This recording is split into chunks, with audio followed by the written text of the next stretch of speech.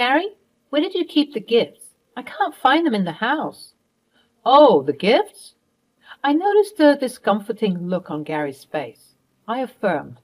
Yes, the gifts. What did you do with them? I sold them. What? Why the hell did you sell the gifts? I needed the money, so I sold them. Anyways, those gifts were of no use to you. Have you lost your mind? Those gifts were a relief to our pockets. Most of the gifts were essentials for the baby. Why are you creating such a scene out of these trivial things? Well, those gifts were gifted by my parents, so I can do anything with them. They are mine. Hello, my name is Molly. I'm a 34-year-old nurse married to Gary, who is a businessman. Gary has fishery farms where the fish is harvested and later exported to different places. Gary was a fun-loving, energetic man who was always so full of life. After my hectic hospital shift, I looked forward to spending my leisure time with Gary. Our life was moving smoothly for some time until Gary suffered a major loss in his business. The ship exporting the fish from Gary's farm overturned in a storm. Gary was a small businessman, and this loss was insufferable for him. He went into extreme depression. I tried to console him emotionally. Perhaps that was the only thing I could do to comfort him. I didn't have enough savings to help him recover from the loss. I cooked his favorite meals and took him out to his favorite pizza places and gaming parlor. I tried to comfort him as much as I could. Gary spent weeks lying on the couch and playing video games. We visited his farm for a few hours in the day and spent most of his time lounging on the couch, doing nothing. He didn't help me with the household chores either. It was difficult for me to manage the household chores after my stressful shift at the hospital. Being a nurse, I have to extend my shifts and sometimes work night shifts as well. Even on the days when I worked overtime, I cooked meals, cleaned the house, and did other household chores before calling it a day. Gary wouldn't bother to even clean his plates. To be honest, I was annoyed at this sight after a while. I might sound harsh, but these challenges were a part of business, and people dealing in these businesses should be aware of all the consequences. I have very limited business knowledge, but I understand that after a breakdown, one should get faster at his work, reanalyze and re-strategize the work instead of mourning over it. Wasting time on mourning over the loss would add nothing but more trouble for the business. Although I didn't say any of these to Gary, I gave him all the time he needed to nurse his loss. After a month or so, I mustered the courage to confront Gary on this matter. Hey, Gary, I know you're feeling too low after that damage, but don't you think you should be moving on now? I mean, instead of mourning, shouldn't you focus on fixing things? Perhaps if you continue to have low spirits, things might get even worse for you. You're so insensitive and selfish. Molly, instead of being supportive of my situation, you are lecturing me about the business rules. Gary's reaction was very much expected, and I didn't mind those words. I knew he was feeling low, yet I wanted to put my thoughts to him. Honey, I know I might sound rude at this point, but I think you're damaging your business further by wasting this time, mourning over the last deal. Having said that, it's your business. I only wish good things for you. You know I love you. Gary was disgruntled by my words, but he preferred to plug in his earphones and concentrate on his video games. It took him more than a month to get back to his business schedule as usual. I felt relieved that finally things are getting normal. However, I noticed a gradual change in Gary's schedule. He had no routine for coming home. Sometimes he came after midnight and sometimes in the morning, and on some days he didn't come home at all. Whenever I inquired him about his odd routine, he would brush me off with his snarky response. Businessmen don't have shifts, you know. We are the owners of our time and work. His snarky response made me wonder about the reason for his growing arrogance. After a few months, Gary again suffered a loss, but this time he did not lounge on the sofa and mourn. Instead, he got moody and rough. The change was visible. He was no longer a happy-going person. He was more stressed, and for some reason, he was always in a hurry. God knows what he was up to. One day, Gary came up to me and asked me very politely, "Honey, I need some money to scale my business. I'm really in stress these days. Do you have any savings to spare?" I was shocked at this sudden ask. "Well, I've been running this house for the past many months after your business suffered that loss. Besides, I have lived my life on the edge, so I don't have enough savings." Yes, that's right. I was the kind of person who believed in enjoying my life to the fullest, at least in my 20s, so I spent most of my savings for traveling and exploring new places. My answer didn't go too well on Gary. He made a disgusted face. After a while, I too felt guilty for not helping him. I was saving as much as I could for a trip to Florida. I thought to myself, can't I sacrifice one trip for my husband? And the answer was yes, I can. Or rather, I should. As a married couple, we should help and support each other, so I decided to give the money which I was saving for my next trip to Florida. I was hopeful that he would pace up his business and things would be fine again. Unfortunately, that never happened. It was during this time I got pregnant. That was the happiest moment of my life. Gary was happy too, but he looked concerned. I was confused at his mixed emotions. "Gary, ain't you happy with the news? What's bothering you?" "I'm happy for the baby too, but—" "But what?" "I'm a little worried if I'll be able to give a decent life to the baby with my unstable income. Isn't the baby happening too early?" "The baby is happening just at the right time. I want the baby and I'll keep it." Gary was annoyed at my response. He wasn't ready to take up the responsibilities of the baby. I brushed it off with the thought that Gary was just too overwhelmed. Men usually feel overwhelmed by the news of the first pregnancy, and especially if it is not planned, because the baby adds to the responsibility. Honestly, I was also concerned about Gary's unstable income. It's extremely difficult to run a house and provide a good life for a child with just one income. We cannot just depend on my income alone, but I was also sure that once Gary becomes a father, he would understand his responsibilities and everything would be fine. I thought Gary would get serious with his work now, but instead, Gary was becoming reckless day by day. Borrowing money became a habit for him. He always had an urgent and exclusive reason for borrowing money. Sometimes it was on the pretext of paying his staff, and sometimes it was to invest in a new breed of fish. I was getting annoyed by him, but I didn't want to take extreme steps at this point with the baby inside me. I chose to ignore Gary as much as I could and just focus on taking care of myself and my baby. I was still okay to endure his last-minute requests for money until he was polite about the request, as I genuinely wanted to help him and bring him out of the situation. But over time, this request became an order.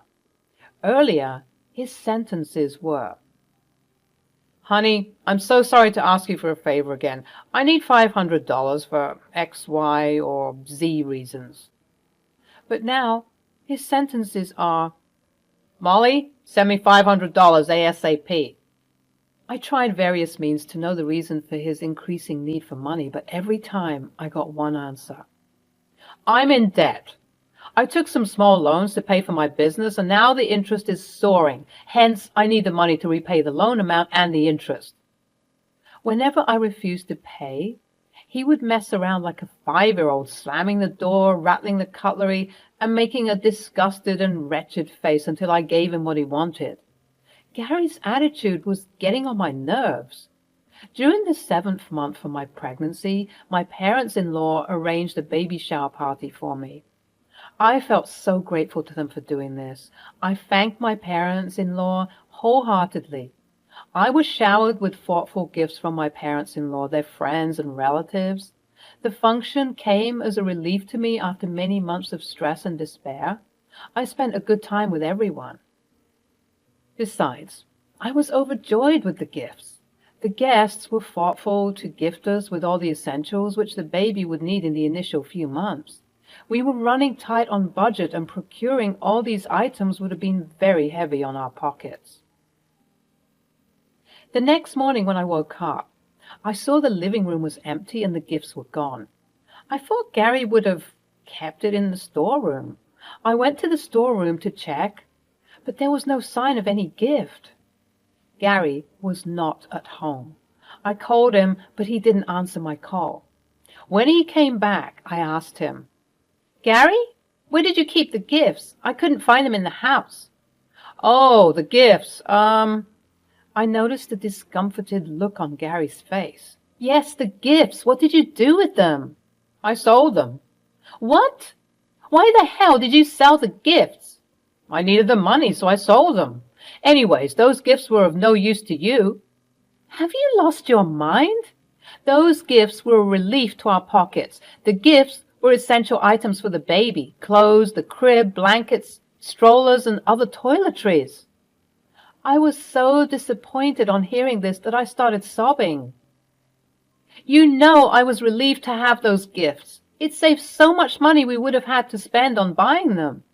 We already have such a tight budget. How could we buy those things again?" "Why are you creating such a scene out of these trivial things?" "Well, those gifts were given by my parents, so I can do anything with them. They are mine." "Excuse me? Those gifts were for the baby. It was not for you to sell it for and fill up your pockets." Fine. Fine. Don't give me a moral lecture. I'll get all that stuff when the baby comes out." "How will you get that? Do you have the money?" Gary lowered his gaze, and I knew at once that he didn't have the money. I rolled my eyes and said, "Give me the money you got after selling the gifts." I don't have that." I asked him with a strict voice. "What did you do with the money?" "I used the money in my business." "What the hell, Gary?" He immediately snapped at me. "Oh, please, don't start your preachings again. I'm done with you. You're a sad woman who needs an opportunity to cry over every minor inconvenience." I was infuriated at his words. Gary crossed all his limits, and I couldn't control my rage. "What the hell are you up to? You don't contribute any money to the household expenses. You barely do any household chores. You're surviving on my income. On top of that, you dare to say such words to me? Instead of helping me, you are adding to my problems." "If you have so many problems with me, why don't you leave me? At least I will be able to live peacefully in my house. I feel suffocated to be around you. You disgust me." I had no energy left to argue with Gary. He was getting unreasonable. I bit my tongue and went into my room, slamming the door behind me. I knew something was wrong with Gary. I suspected him of having an affair and that he was spending the money on his mistress. I decided to dig up the information. That night, I jinxed Gary's soup with a little sedative, which was just enough to put him into a deep slumber. After I ensured that Gary was in deep slumber, I unlocked his phone using his fingerprints. He was in deep sleep to be woken up by this. I scavenged his phone, carefully going through all the emails and chat messages. After an hour of investigation, I found the missing piece of the puzzle which solved the mystery. I was anticipating messages and photos of Gary's mistress, but what I found was far more troublesome than an affair. Gary got into illegal drug activity. Yes, I was shocked too. All this started after he incurred the first loss. To make up for the loss, he took up the illegal task of exporting the drugs through his fish. People who are into fishing businesses know that illegal drugs are transported from one place to another in fish and meats through the cargo. I was unaware of this business. Drugs? Seriously? The email revealed that Gary was reluctant to get into this activity at first, but he was tempted into this for some quick bucks. The dealers lured him as a fix to his loss-making business. Gary started it as a one-time activity and a quick fix to recover his business from the loss. Needless to say, quick money is more addictive than drugs. Eventually, He got more and more involved in this. He started enjoying the illegal business and easy money. This was the reason for his sudden arrogance. Illegal business is a slippery slope, and Gary too slipped towards his downfall. It took him down in no time. The second loss which Gary suffered was bigger and more horrendous. The second time, when the ship overturned, not only the fish, but the drugs too were engulfed by the ocean waves. The drug dealers were torturing Gary to pay for the losses, as it was Gary's responsibility to transport it safely. I figured out all this information from the conversation Gary had with the dealer. I could no longer stay with a criminal. Besides, I'm a nurse, and I've witnessed the suffering of people because of drug abuse. It is morally and ethically wrong. I collected all the evidence which was required to prove my case, cleaned all the history of tampering, and kept his phone back. I couldn't sleep for the rest of the night. The next morning, while Gary was still asleep, I packed my bags and left the house. I went to my colleague's house and narrated everything. She was my trustworthy friend. I was too scared to lodge a police complaint by myself. I was worried that the evidence I collected from Gary's phone would take down a lot of people along with him. So if he or any of his acquaintances get to know that it was me who has exposed them, then I might get into serious trouble. My colleague had a cousin who was a lawyer. She called him up, and he was there at her house in no time.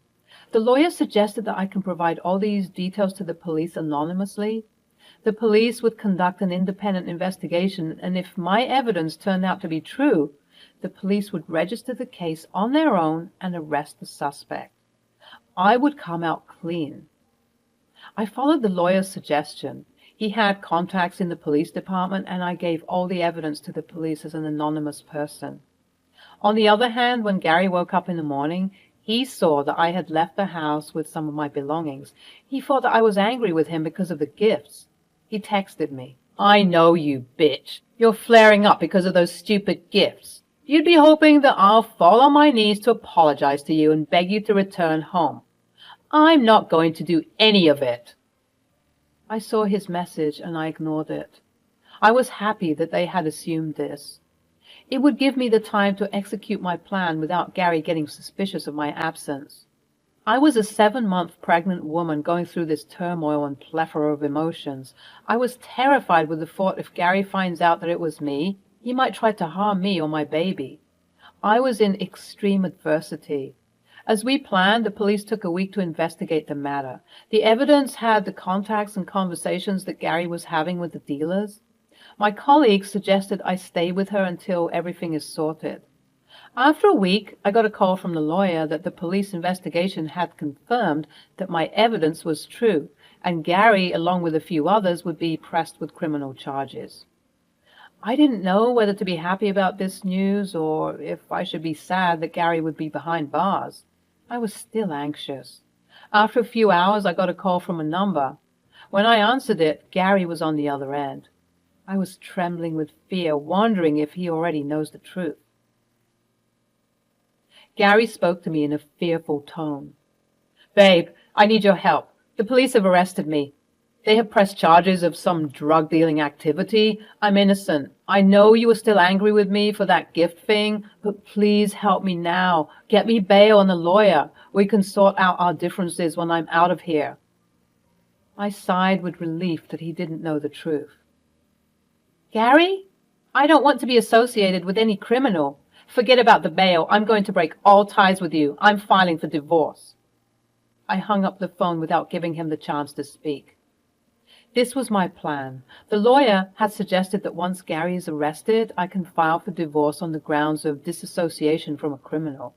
Neither Gary nor any of his acquaintances would suspect my move, and I could be safe. The news of Gary's arrest reached his parents. After I denied the help, Gary called up his parents, and they too refused to help him, stating that it would damage their reputation if they support a criminal. This made my plan easier. I filed for the divorce, and it was settled smoothly. A year has passed since that incident. I gave birth to a gorgeous baby girl. When I look back to those times, I pat myself, following my instinct and sleuthing on Gary. Had I not done that, Gary would have still sucked all my money like a parasite, or God knows, he might have harmed me or my baby. Criminals have no morals. The fact that it was me who has given all the evidence to the police remained a secret between me, my colleague, and the lawyer. I'm living with my parents for the time being, until the baby grows up. Gary's parents are helping me with the child support until he's out, which I doubt to be any time soon. Quick money could be an easy way out, but more often than not, it leads to a slippery slope of adversity and crime.